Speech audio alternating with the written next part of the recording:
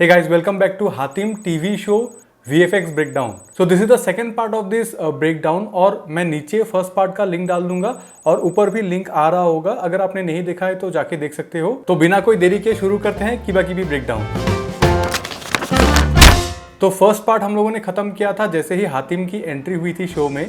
तो अभी उसी सीन को हम लोग कंटिन्यू करेंगे और इस सीन में जैसा कि आप लोग देख सकते हो कि बहुत ऐसे 3D एलिमेंट्स और कंपोजिटिंग का यूज़ हुआ है। तो बेसिकली 3D ड्रैगन्स है लेकिन उनके ऊपर रियल ह्यूमन बीइंग है।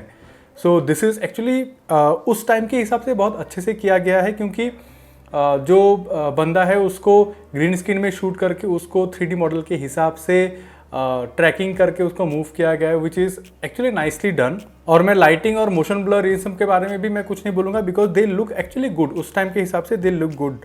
लेकिन जो ड्रैगन्स हैं वो ड्रैगन्स में ना थोड़ी सी ऐसी कमी है कि उनके एनिमेशन में ये समझाना बहुत मुश्किल है। लेकिन मैं बता सकता हूँ कि ये क्यों हुआ था क्योंकि मैंने अपने शक्तिमान वाला वीडियो में भी बोला था कि किसी भी एनिमेशन का जो सबसे इम्पॉर्टेंट चीज़ होता है that is understanding the ease.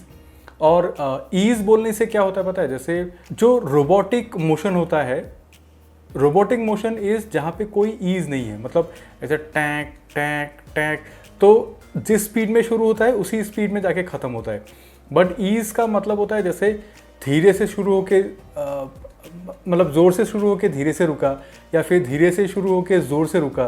जैसे कि ये एक अलग मोशन है, जैसे कि आप देख सकते हो ये एक अलग मोशन है और ये एक अलग मोशन है।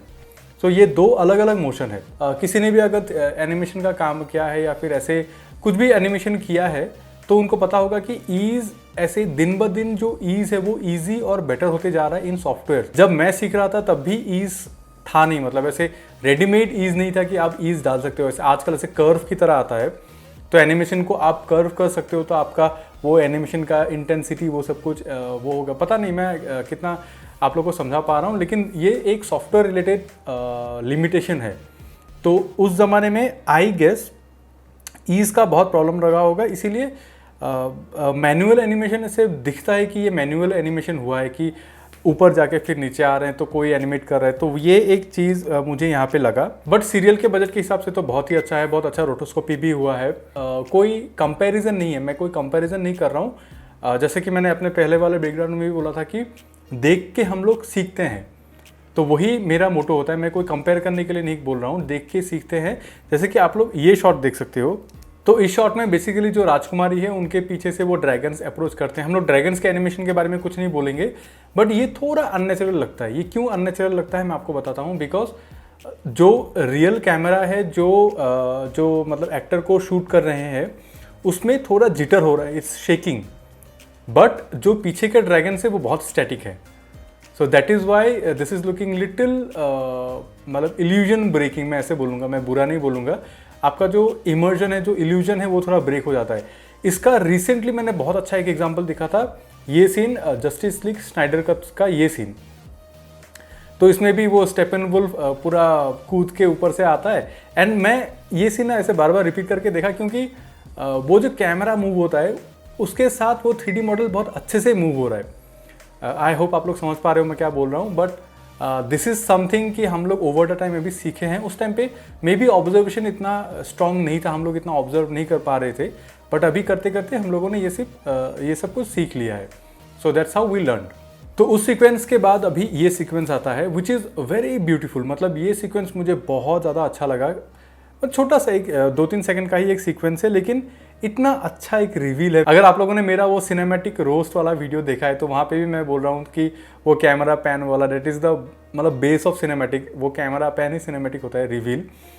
तो इसमें भी मैं बस एक ही चीज़ बोलूँगा कि आई थिंक कैमरा ब्लर थोड़ा सा होने से ये सीन और थोड़ा बेटर हो जाता है। बट पता नहीं उन लोगों ने वो कैमरा ब्लर क्यों नहीं दिया, बट अच्छा लग रहा है, ये सीन देख के अच्छा लग रहा है।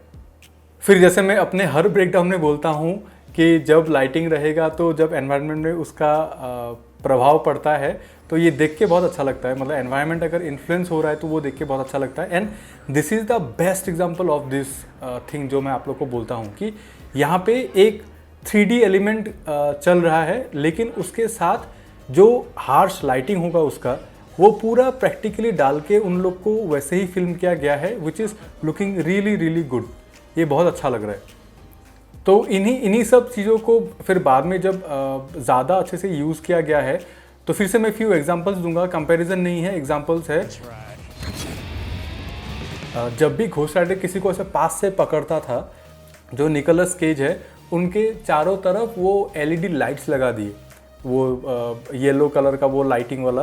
तो वो जब भी किसी के पास आते थे तो मतलब एनिमेटर्स को लाइट के साथ कुछ नहीं करना होता था, लाइट इज़ देयर, बस वहाँ पे आग लगा दो, मतलब जो एनिमेशन होता है उसको कर दो, तो कोई भी चीज़ अगर फ्रेम में है तो उसका इन्फ्लुएंस बहुत अच्छे से दिखता है। तो सीरियल में उस बजट में इसके हिसाब से ये सीन बहुत ही एक अच्छा एग्जांपल है कि कैसे करना है, like how to do it right. मतलब फ्रॉम विंड इफेक्ट टू जो लाइटिंग है, हार्श लाइटिंग, सो सब कुछ बहुत अच्छे से हुआ है, ये बहुत अच्छा है। उसके बाद हम लोग देखेंगे एक जिन इफेक्ट, हातिम है और जिन नहीं होगा तो कैसे चलेगा। तो ये जिन इफेक्ट भी बहुत अच्छा है, आप लोग देख सकते हो वो स्केल के साथ खेला गया है। आई लाइन्स भी मेंटेन किए गए हैं कि जो बंदा जहाँ से देख रहा है तो वहाँ पे ही दिख रहा है, तो वो सब कुछ बहुत अच्छे से मेंटेन हुआ है। और मैंने इसके पहले भी अपने शक्तिमान वाले वीडियो में बोला था, जो प्लास्टिका का इफेक्ट था, तो प्लास्टिका वाले इफेक्ट में क्या किया था, ग्रीन स्क्रीन में बस पीछे वो लगा दिया था, प्लास्टिक का जो डंप का जो शॉट था वो लगा दिया था, and it was looking very flat. यहाँ पे भी सेम टेक्निक है, मतलब एक फ्लूइड एनिमेशन करके उसको ब्लेंड कर दिया गया है। But the thing that sells the effect is that कि जो फिल्म्ड जिन है, जो एक्चुअल जिन है, उनके टेक्सचर में भी ऐसे वॉबल्स हो रहे हैं अगर आप देखोगे। तो ये इफेक्ट एक्चुअली इस चीज़ को पूरा सेल करता है कि he is made of water, वरना वो प्लास्टिका वाला इफेक्ट ही किया गया है इधर भी, कि रोटोस्कोपी करके वहाँ पे ब्लेंड कर दिया गया है। बट ये जो थोड़ा सा वॉबल हो रहा है, that is actually selling the effect.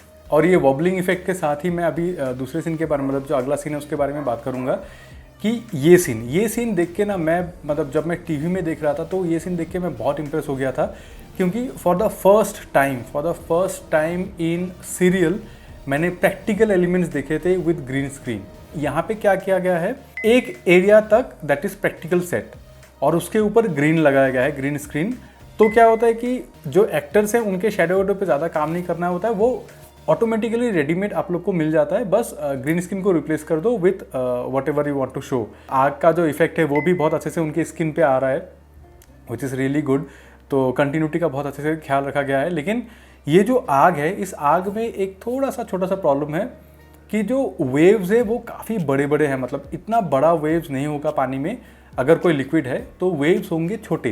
अभी ये वेव्स छोटे क्यों नहीं है, that is not because of observation. जिन्होंने बनाया है उनको ऐसा नहीं है कि पता नहीं था कि छोटे वेव्स करने हैं, लेकिन जो लिक्विड होता है, ऐसे सिमुलेशन जो होते हैं वो सिमुलेशंस मैश से बनता है। मैश मतलब छोटे छोटे ग्रिड्स होते हैं, उससे ये सिमुलेशंस बनते हैं।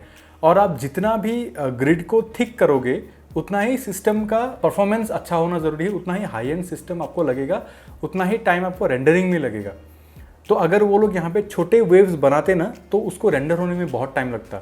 सो इसीलिए उन्होंने वैसा नहीं किया, because I am sure time की कमी रही होगी, वरना वो लोग कर देते। और इस सीन में तो वो लाइट वाला चीज़ उन लोगों ने, मतलब ऐसे बोलते हैं ना, 3 आउट ऑफ द पार्क, मतलब इतना अच्छा कर दिया है कि होबो ऐसे एक चीज़ को समन करता है, एक जो लाइट बॉल होता है basically to communicate with Jasmine, summon करता है और उसके फॉर्मेशन के साथ उसका चेहरा लाइट अप होता है, विच इज़ सो सेटिस्फाइंग। ये कितना अच्छा लगता है देख के। मतलब सेट में से लाइट गन होता है बेसिकली, जो डायरेक्शनल लाइट टॉर्च की तरह होता है, वहाँ पे डिफ्यूज़र लगा के एक्टर के चेहरे के पास लाके उसको धीरे से उसका इंटेंसिटी बढ़ाया, एंड जो एनिमेटर है उन्होंने उस इंटेंसिटी के साथ इस बॉल को वहाँ पे फॉर्म किया।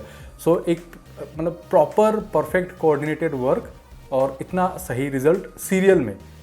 छोटी छोटी चीज़ें हैं लेकिन अच्छे से करने से बहुत अच्छा एक इफेक्ट आता है, कंपोजिटिंग बहुत अच्छा हो जाता है। बस वही है कि उन लोगों ने ब्लैक लेवल्स का बहुत ज़्यादा ध्यान नहीं दिया वाइल डूइंग क्रोमा, जो मैंने इससे पहले वाले पार्ट में भी बोला था कि आजकल वो लोग बहुत केयरफुली करते हैं, बट उस टाइम पे पता नहीं क्यों, ये मे बी कोई सॉफ्टवेयर का ही लिमिटेशंस होता होगा, बट वो लोग ब्लैक लेवल्स को मेंटेन नहीं कर सकते। मतलब ग्रीन स्क्रीन का ब्लैक और फोरग्राउंड का ब्लैक मैच नहीं होता था, तो थोड़ा ऐसे पता चलता था कि ओके ये ग्रीन स्क्रीन है। लेकिन ये लाइट इफेक्ट बहुत अच्छा है ग्रीन स्क्रीन में, बस ब्लैक लेवल वो लोग थोड़ा शार्पन कर सकते थे, बस दैट्स इट।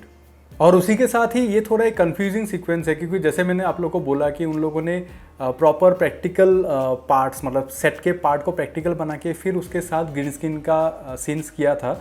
बट इस सीन में मैंने जो बोला था कि फुल ग्रीन स्क्रीन कर दिया, बस उनको काट के लाके जाके वहाँ पे पेस्ट कर दिया। तो ये चीज़ ना उतना अच्छा इफेक्ट आपको नहीं देता है। अगर बहुत बहुत माइन्यूट काम नहीं हुआ है तो ये थोड़ा वैसा इफेक्ट नहीं दे पाता है। बट उन्होंने ऐसा नहीं है कि मैंने जैसे कि वो सीन दिखाया, फिर उसके बाद भी कुछ सीन्स है जहाँ पे उन लोगों ने प्रैक्टिकल सेट्स बनाए थे, बट पता नहीं इस सीन में क्यों उन लोगों ने उस चीज़ को बस इग्नोर कर दिया। मे बी ये बहुत ही ज़्यादा मैसिव सेट था। बट आई वुड से कि एक्चुअली अगर वो सैंड का जो पार्ट है वो भी अगर वो लोग रियल बनाते तो इस सीन में और खिल के आ जाता। और जैसे मैंने अपने जाने दुश्मन, वो पुराने वाले मतलब ओल्ड हॉलीवुड मूवी जाने दुश्मन, उसके VFX ब्रेकडाउन में बोला था कि हम लोग ये जो घोस्ट इफेक्ट है ये करते करते करते हम लोग बहुत आगे आ चुके हैं। और यहाँ पे भी जो घोस्ट इफेक्ट है वो बहुत बहुत ब्यूटीफुल है, बहुत अच्छे से हुआ है with dialogues and all everything. And अगर आप लोग जैस्मिन को देखोगे तो उसके पीछे का कंपोजिशन, ये टीवी में उस टाइम पे देख के तो मुझे ऐसा लगा था कि मतलब नार्निया वार्निया भूल गया था मैं। ये इतना ब्यूटीफुल लगा था टीवी में उस टाइम पे देख के, एक्चुअली एकदम सपनों की दुनिया जो बोलते हैं, and they could actually achieve that. और वही एक गोल होता है ना, वही cinematographer, visual effect artist, director, उन सब का वही गोल होता है कि जो लिखा हुआ है वो कम्युनिकेट होना चाहिए through screen play. That is the goal of people like us और पीपल लाइक जो भी ये ऐसे बनाते हैं। और इसी हातिम टीवी शो का जो VFX ब्रेकडाउन है उसको मैं ख़त्म करूँगा एक ऐसे सीक्वेंस के साथ जो देख के ना मैं अभी भी पता नहीं कर पाया कि वो उन्होंने कैसे किया। ये वाला scene, it's a talking head, it's a talking burning head.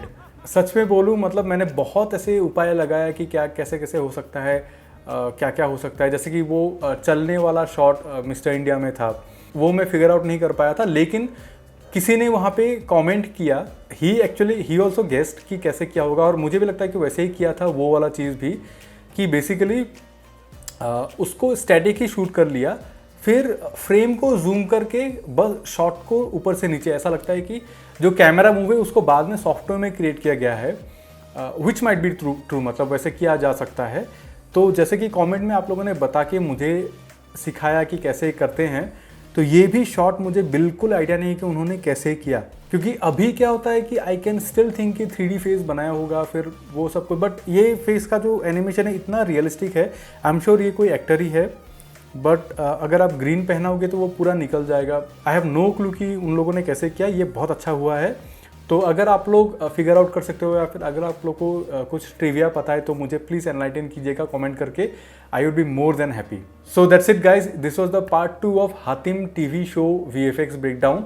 और I think next VFX breakdown करूँगा कि जो कुछ पुराने शोज़ है, जैसे कि मुझे किसी ने सजेस्ट किया था कि जो मुकाबला गाना था प्रभुदेवा का, वहाँ पे भी काफ़ी सारे वो थे, मतलब सीन्स थे, तो वो हो सकता है। या फिर एक Bengali black and white movie है जिसके बारे में बहुत सजेशंस आ रहा है, आई एम सॉरी मैं नाम भी भूल गया हूँ उस मूवी का, लेकिन वो मूवी मुझे प्रॉपरली देखना पड़ेगा। सत्यजीत रे का है, I respect him so much, मुझे वो प्रॉपरली मूवी देखना पड़ेगा, then I would do the VFX breakdown. तो वो या तो मैं एक डेडिकेटेड वीडियो बनाऊंगा या फिर ऐसे ही किसी वीडियो में उसको क्लब कर दूंगा 2-3 सीन्स। सो लेट्स सी, उतना ही बस बोलना था।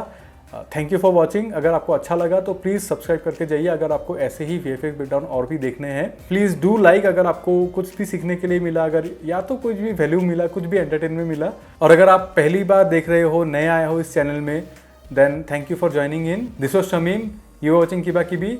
सी you in the next video.